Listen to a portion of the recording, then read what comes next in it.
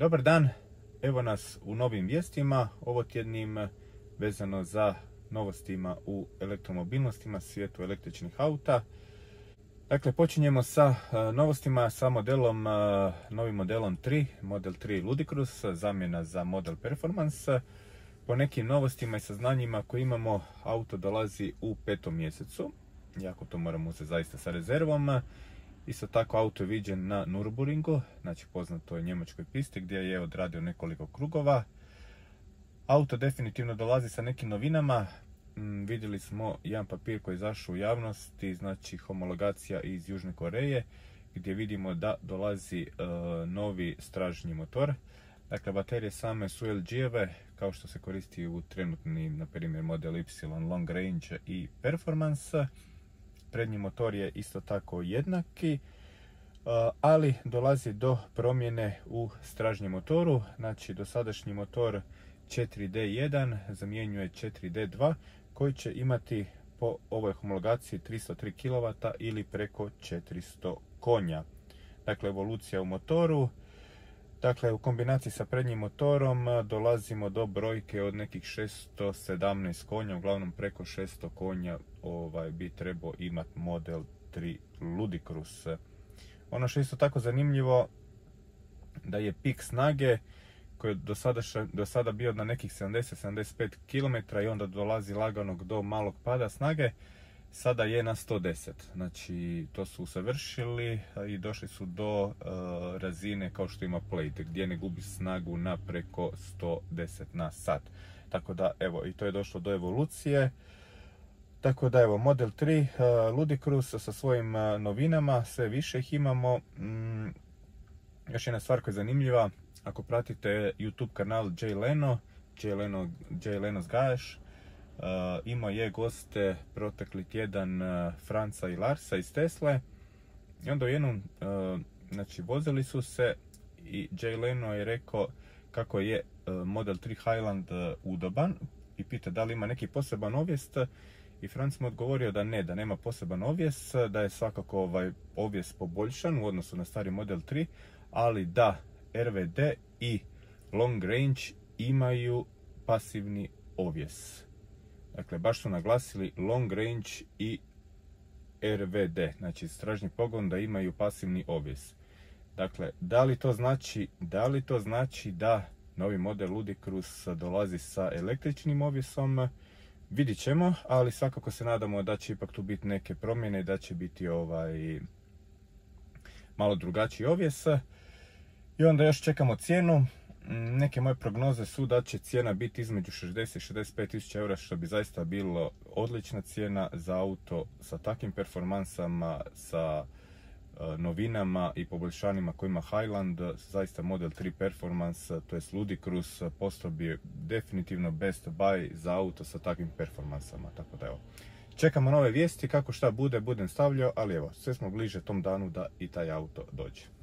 Nastavljamo vijesti sa malo ružnim stvarima. Dakle, u tvornici u Berlinu protekli tjedan vidjeli smo doslovno atentat. Znači,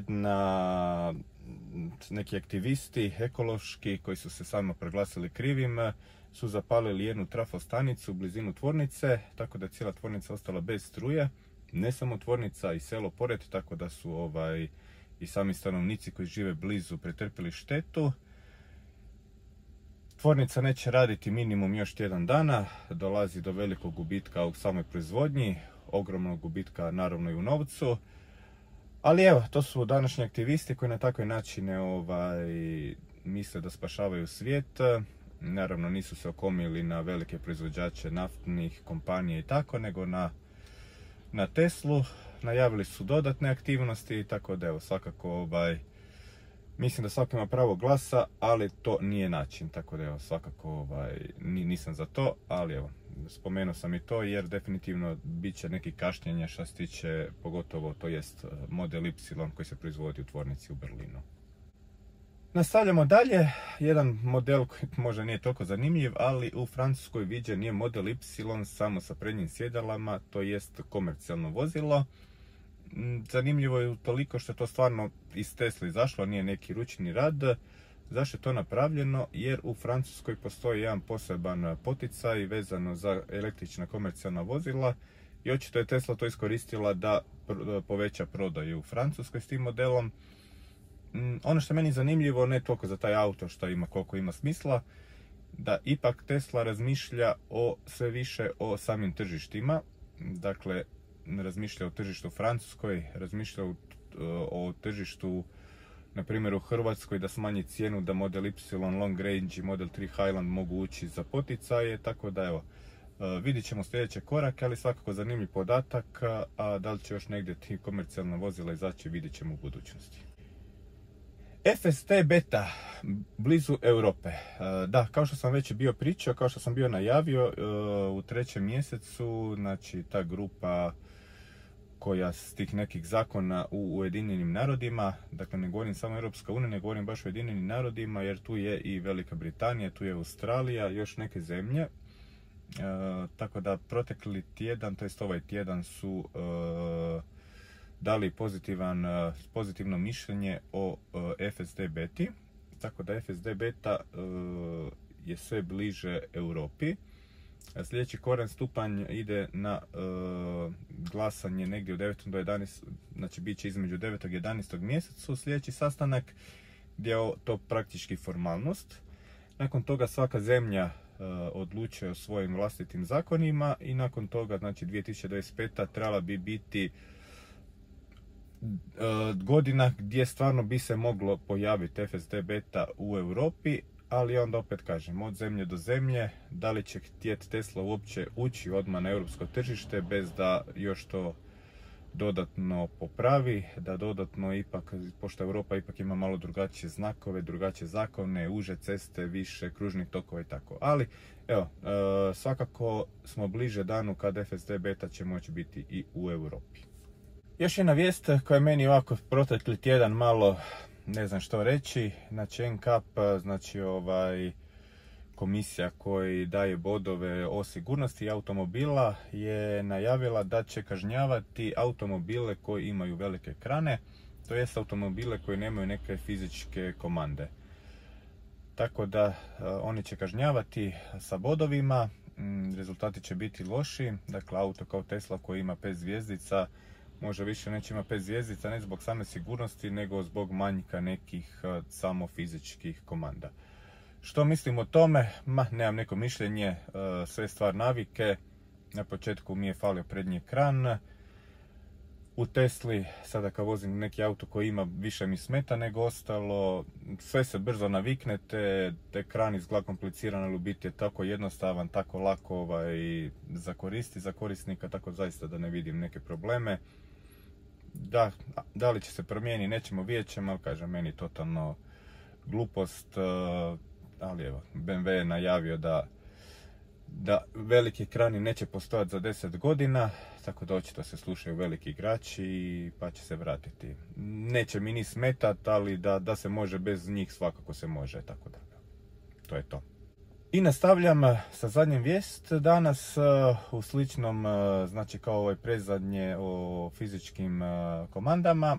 Dakle, Europska unija je suočena sa sve većim uvozom električnih automobila iz Kine, koji su sve jeftiniji, koji su sve bolji, koji sve bolje pariraju tržištu europskih električnih auta, koji se na kraju samo krivo za to stanje, jer stoje na mjestu, ali eto.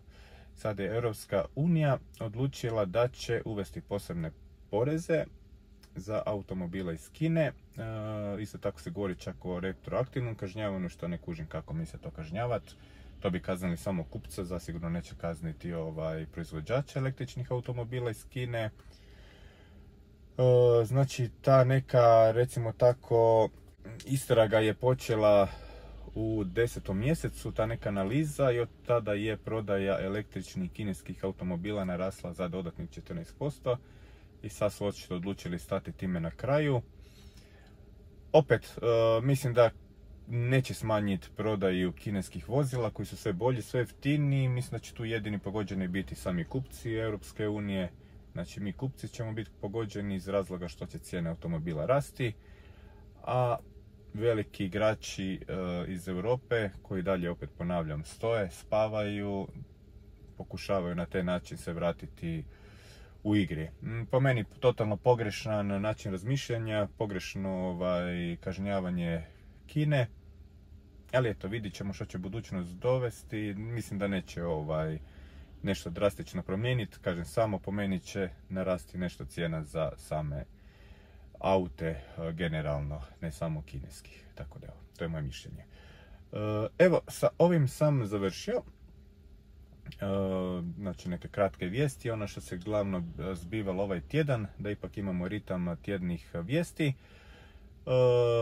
Neću vam reći lajkajte, neću vam reći pretplatite se, zašto biste, ako vam se ne sviđa pišite u komentarima da vam se ne sviđa, ako vam se ne sviđa, ako vam se sviđa napišite da je ok, što vam se sviđa, što ne.